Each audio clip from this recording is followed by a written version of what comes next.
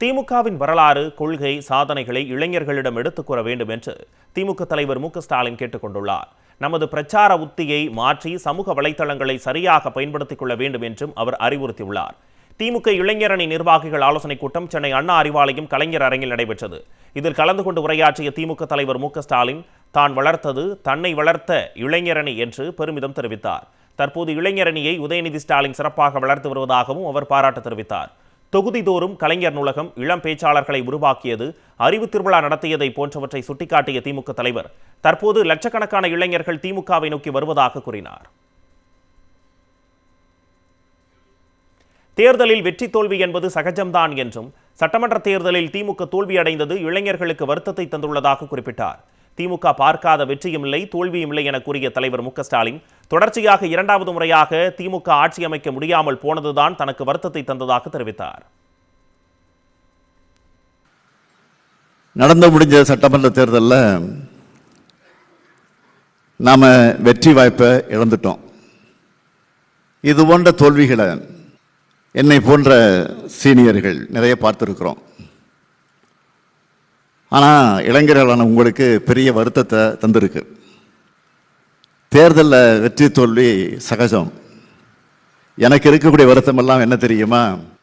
திமுகவால் 2 முறை தொடர்ந்து வென்று ஆட்சி பொறுப்பேற்று முதலமைச்சராக முடியாதுன்னு சொல்றதை இந்த முறை மாற்றி காட்ட வேண்டும் என்று நான் கடுமையாக உழைச்சேன்.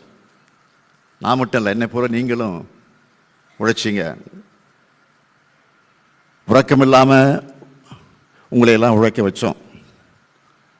அது நடக்கலையே என்ற வருத்தம் தான் எனக்கு இருக்கு.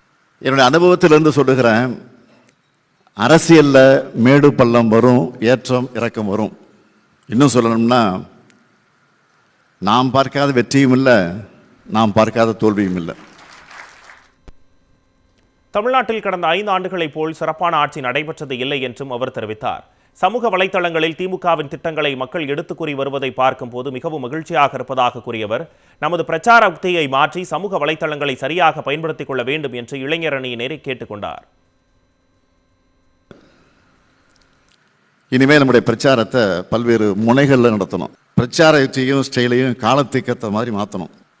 அறிவார்ந்த உரையாடல்கள் எந்த அளவுக்கு அவசியமோ அதே அளவுக்கு அதை நோக்கி இன்றைய இளைஞர்களை ஈர்க்க வேண்டியதும் அவசியம். அதுக்கு சோசியல் மீடியாவை, சமூக வலைத்தளங்களை நாம் சரியாக பயன்படுத்திக்கணும். நம்மக்கிட்ட வரலாறு இருக்குது, கொள்கை இருக்குது, சாதனை இருக்குது, எதிர்காலத்துக்கு தேவையான தொலைநோக்கு பார்வை இருக்குது. இது எல்லாத்தையும் இளைஞர்களுக்கு எடுத்து சொல்லணும், அவங்களுக்கு புரிகிற மாதிரி சொல்லணும். புரிஞ்சிக்க ஆரம்பித்தா இளைஞர்கள் திமுகவை நோக்கி தான் வருவாங்க. அதுக்காகத்தான் பொறுப்பும் கடமையும் இளைஞர்களான உங்கள்கிட்ட நான் ஒப்படைக்கிறேன். இதுக்கான ஒர்க் ஷாப்புக்களை தம்பி உதயநிதி நடத்த வேண்டும் என்று நான் உங்கள் அனைவரின் சார்பில் அந்த நேரத்தில் கேட்டுக்கொள்கிறேன். முழுமையாக இந்த ஒர்க் ஷாப்பில் பயிற்சி அளிக்கணும். அதை சரியாக செயல்படுத்துறதையும் உறுதி செய்யணும்.